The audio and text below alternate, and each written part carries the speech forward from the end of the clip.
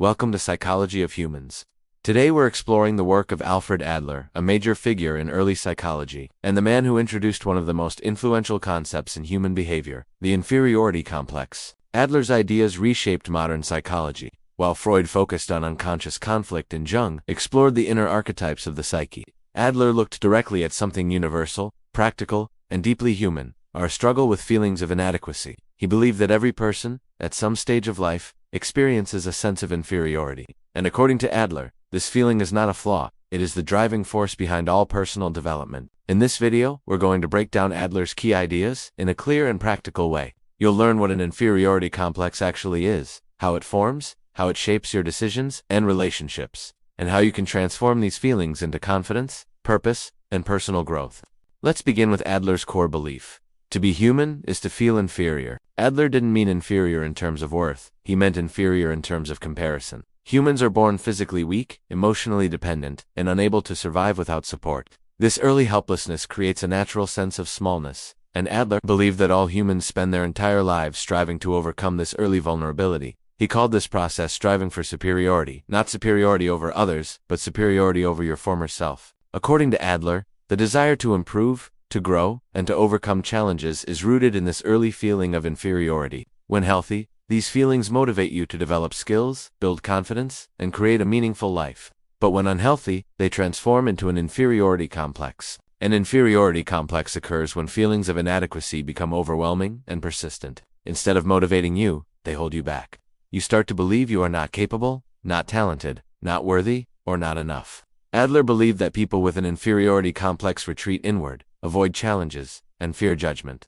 They may even sabotage success to avoid the discomfort of expectation. Adler argued that the inferiority complex is not caused by weakness, but by misinterpretation. It develops when the natural feeling of I'm still growing becomes I'm not good enough and never will be. So how does an inferiority complex form? Adler believed the roots lie in early childhood experiences. A child who is constantly criticized may grow up believing they are incapable. A child who is excessively praised may feel pressure to perform perfectly and develop insecurity when they fail. A child who feels overlooked may conclude they don't matter. And a child who experiences bullying or comparison may develop a deep fear of being judged. Adler also emphasized the impact of birth order. He believed firstborn children often feel dethroned when a sibling is born. Middle children feel overshadowed, and youngest children may struggle with dependency.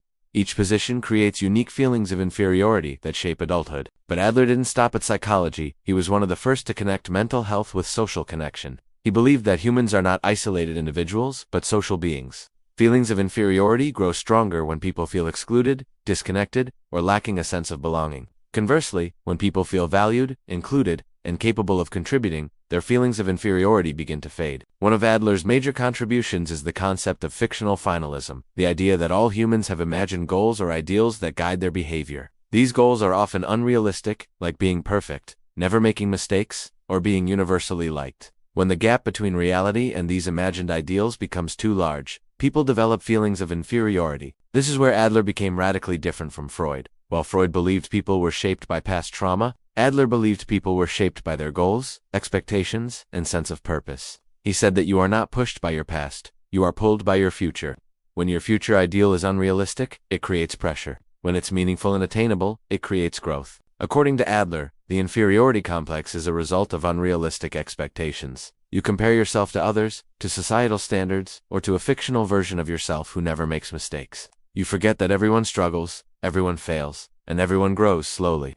Adler believed the key to overcoming inferiority is to create realistic, personal, self-defined goals rather than chasing perfection. Another major concept in Adler's theory is the superiority complex. At first, it may seem opposite to the inferiority complex, but Adler believed they are actually two sides of the same coin. A superiority complex is an attempt to hide deep feelings of insecurity. People who appear arrogant, controlling, overly competitive, or dismissive of others are often driven by hidden feelings of inferiority. Their confidence is a mask. Adler argued that genuine confidence is quiet, steady, and humble, while insecurity often disguises itself as dominance. Adler also introduced the concept of lifestyle, not in the modern sense, but in the psychological sense. A lifestyle is the set of beliefs, patterns, and strategies a person develops to navigate life.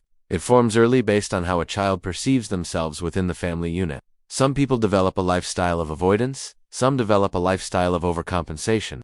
and others develop a lifestyle of contribution and confidence. Adler believed the healthiest lifestyle is one rooted in social interest, a sense of belonging and contribution. He believed humans find fulfillment when they feel useful, connected, and part of something larger than themselves.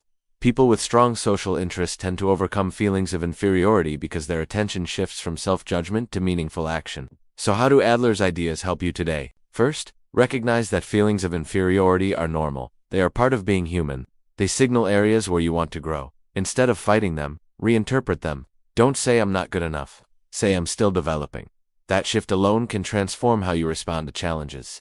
Second, notice the areas where you compare yourself to unrealistic standards. Ask yourself, who am I trying to be, and is that ideal even real?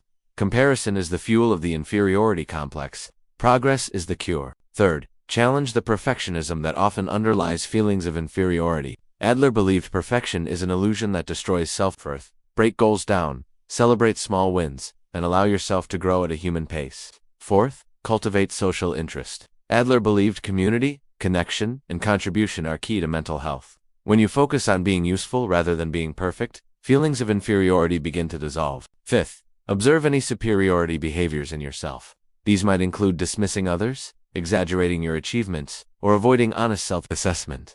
These are signs of hidden insecurity. Instead of masking it, address it with compassion.